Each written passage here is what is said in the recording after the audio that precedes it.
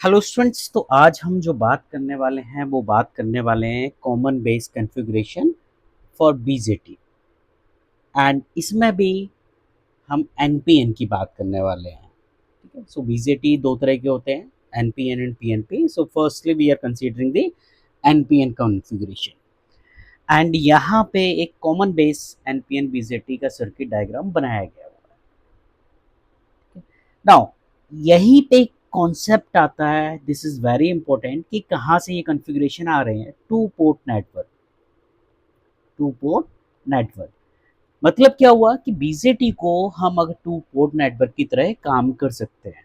लेकिन to port network की मतलब क्या हुआ कि दो input, for example this is network, so we have required two port at the input side, one and two, and two port at the output side. And अगर मैं इस बीजेटी में देखूं तो मुझे पता है बीजेटी में तीन टर्मिनल होते हैं, बट यहाँ पे टू पोर्ट नेटवर्क में मुझे चाहिए क्या, चार टर्मिनल। तो हम क्या करते हैं कि एक टर्मिनल को कॉमन बना लेते हैं, और उसी वजह से जो हमारे पास कॉन्फ़िगरेशन आते हैं वो आता है सीबी कॉन्फ़िगरेशन, जिसको हम बोलते हैं कॉमन बेस। दूसरा होता है CE configuration, common emitter. And तीसरा होता है CC configuration, that is common collector configuration. तो ये तीन कॉन्फ़िगरेशन कहाँ से आए कि working as a two port network मुझे काम कराना है, तो मैंने एक टर्मिनल को कॉमन बना लिया। फॉर एग्जाम्पल अगर मैं यहाँ पे इस कॉमन बेस की बात कर रहा हूँ तो अंडरस्टूड है कि यहाँ पे बेस क्या होना चाहिए, कॉमन। कॉमन मतलब जो इनपुट साइड पे भी काम करे, दिस इज इनपुट साइड और दिस इज आउटपुट साइड। सो दोनों जगह वो हमारा कॉमन पार्टिसिपेट करे, सो दैट मैं उसे as a two port network use कर पाऊँ। So you can see over here कि this is your input side and this is your output side. So input side पे आप देख सकते हैं कि मैंने क्या ले लिया, बेस को कॉमन लिया है। दिस इज योर बेस, आप यहाँ पे देख सकते हैं बेस।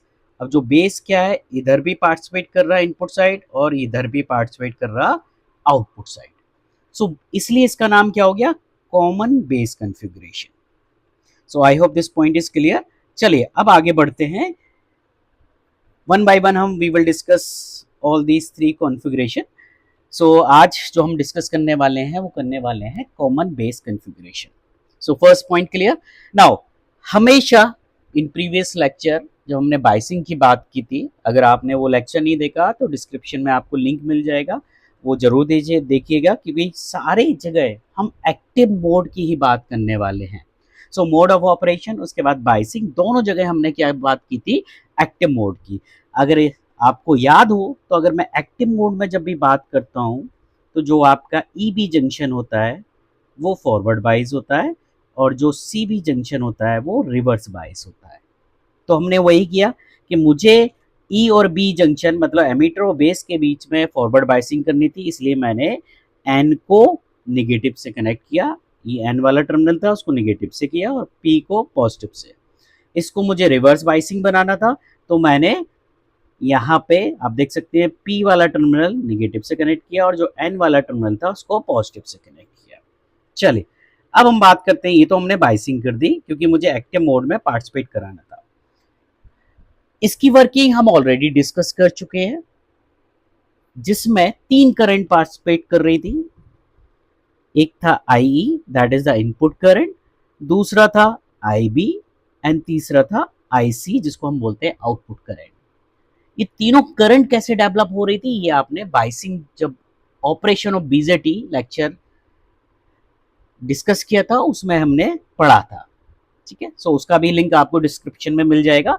सो ये तीनों करंट हमारे पास अवेलेबल रहती है।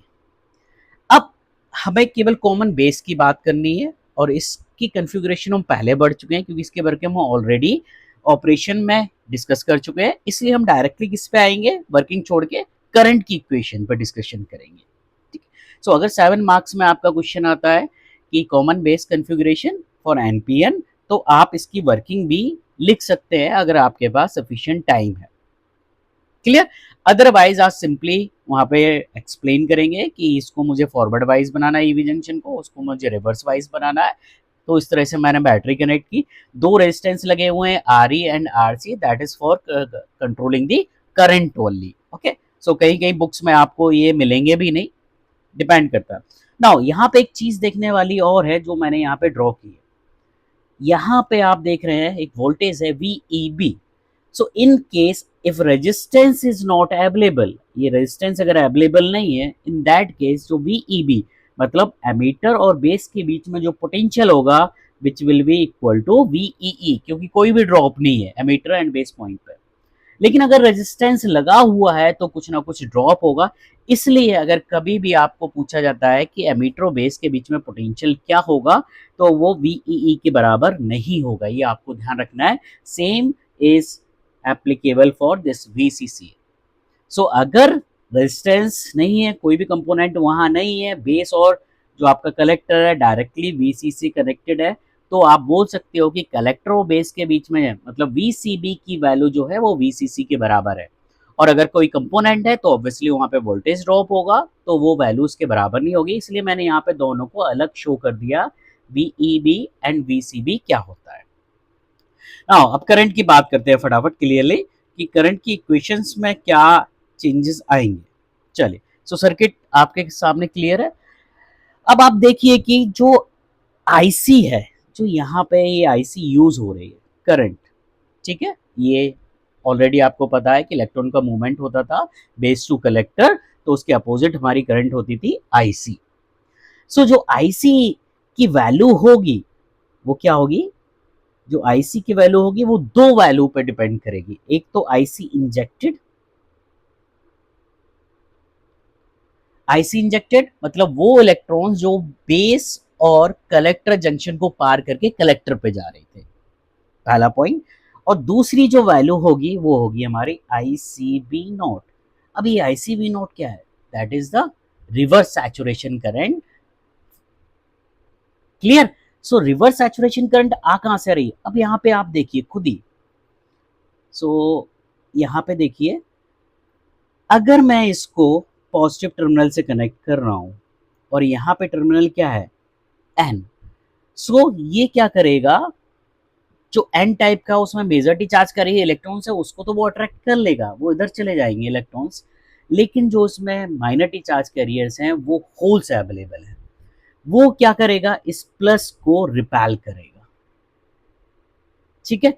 सो जो आईसीबी नॉट टर्म आता है, वो आईसीबी नॉट टर्म कब आता है, जब हम एमीटर को ओपन कर देते हैं, इस वाले टर्मिनल को ओपन कर देते हैं। ओपन करने का मतलब क्या हुआ कि इंजेक्शन हो ही नहीं रहा है एमीटर साइड से, मतलब एमीटर साइड से कोई भी इलेक्ट्रॉन मूव करके यहाँ बेस की तरफ नहीं जा रहे हैं। इस आपको इस तरह से समझ सकते हैं कि ये हमारा एमीटर टर्मिनल होता था, ये ई होता था, ये बी होता था और ये सी होता था। तो मैंने बोला कि एमीटर और बेस के बीच में जो बैटरी लगाते थे वो मैं अगर नहीं लगा रहा हूँ, सो जब ये नहीं लगा रहा हूँ, मतलब क्या हुआ कि जो भी यहाँ पे एन टाइप में इलेक्ट्रॉन्स थे वो मूव करके यहाँ नहीं जा रहे। जब ये मूव करके यहाँ नहीं जा रहे तो इलेक्ट्रॉन यहाँ भी मूव नहीं करेगा। तो मतलब क्या हुआ, उस पर्टिकुलर केस में माइनर टी चार्ज की वजह से करंट फ्लो होगी, मेजर टी चार्ज कैरियर्स की वजह से नहीं होगी। सो जो आईसीबी नॉट टर्म आता है, ये बेसिकली कहां से आता है, जब मैं एमीटर को ओपन कर देता हूं। सो जो करंट कंस्टिट्यूट होती है टोटल करंट, वो क्या होती है, IC injected and ICB not. ICB naught कब है, जब मैंने एमीटर पे कोई भी वोल्टेज अप्लाई नहीं किया है। ठीक है। सो ऑब्वियसली जब इलेक्ट्रॉन का मूवमेंट नहीं होगा लेकिन करंट फ्लो होगी, लेकिन करंट फ्लो किसकी वजह से होगी, minority charge carriers. I hope this point is clear. Now total current हमारी ये हो गई, IC equal to IC injected plus ICB naught. So if understood है कि अगर एमीटर ओपन है, so in that case IC injected तो zero हो जाएगी, आईसी की वैल्यू किसके बराबर हो जाएगी, आईसीबी नॉट। कब, when emitter is open. So I hope this point is clear. Clear. And ICB not generally क्या होती है, निग्लिजिबल होती है, बहुत ही कम होती है, क्योंकि माइनॉरिटी चार्ज कैरियर्स की वजह से फ्लो होती है। Clear. So in that case अगर मैं इसको निगलेजिव में डाल दूं तो आईसी किसके बराबर होती है, आईसी इंजेक्टेड। लेकिन जब एमीटर ओपन है तब आईसी किसके बराबर हो जाएगी, आईसी बी नॉट, बट इसकी वैल्यू क्या होगी, बहुत ही कम होगी। सो that is the current. IC को हम बोलते हैं आउटपुट साइड पे करंट। सो अगर यहाँ पे हम बात करते हैं, this is your input side and this is your output side. चले अब आगे बात करते हैं, इसी में एक पैरामीटर आता है, दैट इज इंपॉर्टेंट पैरामीटर, जिसकी हम बात करेंगे, current amplification factor. Current amplification factor. आपका कोई भी डाउट है, you can put it in comment section. इसको हम रिप्रेजेंट करते हैं अल्फा डीसी से, और कभी कभी अल्फा भी लिखा रहता है। सो जो अल्फा डीसी होता है इसको हम बोलते हैं करंट एम्प्लीफिकेशन फैक्टर। एंड जो अल्फा डीसी की वैल्यू होती है वो होती है हमारी आईसी इंजेक्टेड। आईसी इंजेक्टेड मतलब वो इलेक्ट्रॉन जो मूव करके कहाँ जा रहे थे, बेस से, और बेस से कलेक्टर में। So IC injected divide by I E क्या है, इनपुट साइड पे current. Clear. So alpha DC equal to होता है IC injected divide by I E. So इसको आपको याद रखना है, ये इंपॉर्टेंट फॉर्मूला है। एंड अल्फा डीसी की वैल्यू जो होती है, it is always less than, alpha DC always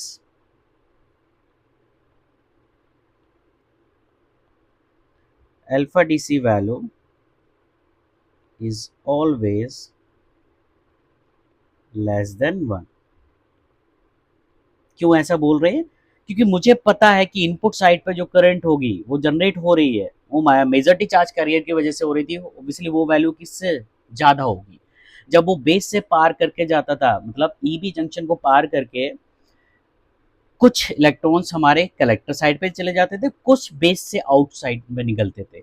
so दो करंट में डिवाइड हो जाता था, तो मेजॉरिटी चार्ज कैरियर से जो करंट होती है वो ज़्यादा होती है। सो अगर ये वाला पोर्शन ज़्यादा है और आईसी इंजेक्टेड कम है, तो ऑब्वियसली ये वैल्यू हमेशा क्या होगी, 1 से कम होगी, और generally that will lie between, जो वैल्यू है इसकी लाई करती है वो 0.95 टू 0.99। एंड ये वैल्यू डिपेंड करती है जो आपकी बेस की थिकनेस है उस पर भी डिपेंड करती है।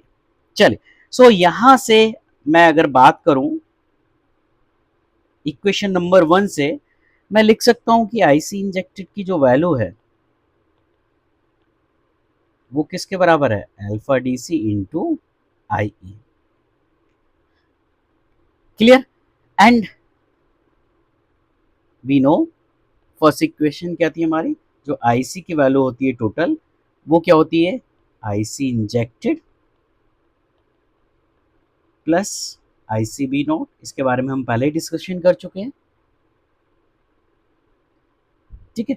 सो आईसी बी नॉट मुझे पता है कि ये वैल्यू जो होती है वेरी लेस, वेरी लेस, मतलब हम इसको इग्नोर कर सकते हैं। ये पॉइंट क्लियर। सो अगर मैं इसको इग्नोर कर दूं, so I can write it now simply alpha DC equal to क्या हो जाएगा, अगर मैं इस फॉर्म को चेंज करना चाहूँ, so alpha DC equal to IC injected, और आईसी इंजेक्टेड अगर मैंने इसको इग्नोर कर दिया तो किसके बराबर हो जाएगा, IC. So I can write it now IC upon I E. अगर मैं इसी को आगे फर्दर लिखना चाहूँ, तो मुझे स्टार्टिंग में पता है टोटल करंट क्या होती थी, I E equal to I C plus I B, ये हम पहले पढ़ चुके हैं। एंड इसी इक्वेशन को क्या मैं लिख सकता हूँ, मैं आई बी, आई सी की वैल्यू पुट कर दो, आई सी आपने यहाँ पे डिफाइन किया था, you can see over here, main I C की इक्वेशन ये थी। So I C equal to I C injected, ठीक है, एंड आई सी इंजेक्टेड जो वैल्यू थी उसको alpha D C I D के बराबर लिख सकते हैं, आई सी की value. So alpha D C I E plus I C B naught, मैं डायरेक्टली लिख रहा हूँ यहाँ पे, plus I B. So I C की जो आपने वैल्यू लिखी थी, क्लियर, आईसी की वैल्यू क्या थी, IC injected plus IC V naught, और आईसी इंजेक्टेड किसके बराबर है, आईसी के बराबर है। सो मैंने आईसी की वैल्यू यहाँ से क्रॉस मल्टीप्लिकेशन करेंगे, so alpha D C I E plus I C V naught, and we can ignore this I C V naught, so directly I can write now I E equal to alpha D C I E plus I B, मतलब IC factor को मैंने replace किससे कर दिया, alpha D C into I E. और यही से मैं एक और ड्राइव करके फॉर्मूला लिख सकता हूँ। अगर मुझे आई वी फॉर्म में कैलकुलेट करना है, सो इसको आई ई इक्वल इधर ले जाओ, सो आई ई कॉमन हो जाएगा, 1 माइनस अल्फा डी सी। सो ये फॉर्मूलेज आपको थोड़ा ध्यान रखने हैं। अल्फा डी सी जब भी हम बात करते हैं स्टैटिक एम्पलीफिकेशन, स्टैटिक की बात करते हैं, और अगर यहीं कहीं डायनेमिक की अगर हम बात कर रहे हैं, ठीक है, तो उसको हम रिप्रेजेंट किससे कर सकते हैं, अल्फा ए सी। उसमें कोई चेंजेस नहीं होगा, बस आई सी की जगह डेल्टा आई सी आ जाएगा एंड आई ई की जगह डेल्टा आई ई आ जाएगा। So that is the case of dynamic. सो ये हमारी इक्वेशंस हो गई। यहाँ पे हमने एम्पलीफिकेशन फैक्टर के बारे में पढ़ लिया। सो जो न्यूमेरिकल आता है वो डायरेक्टली फार्मूला बेस्ड आएगा। सो आपको एक फार्मूला ये याद रखना होगा, एक फार्मूला ये याद रखना होगा, प्लस आपको एक फार्मूला ये कि ये अल्फा डी सी की value I C upon I ई कैसे आ रही थी, कैसे हमने आई सी वी नॉट को इग्नोर कर दिया। इग्नोर कैसे किया ये मैं आपको डिस्कस कर चुके हैं। So this is all about the your CB configuration for NPN configuration. Clear? So next lecture में हम बात करेंगे PNP configuration, जो बहुत सारी बुक्स में नहीं मेंशन रहता है। सो उसके बारे में हम डिस्कशन करेंगे कि PNP configuration CB के लिए कैसे होता है। चलिए, सो इस लेक्चर के लिए इतना ही। Thank you students, bye, take care.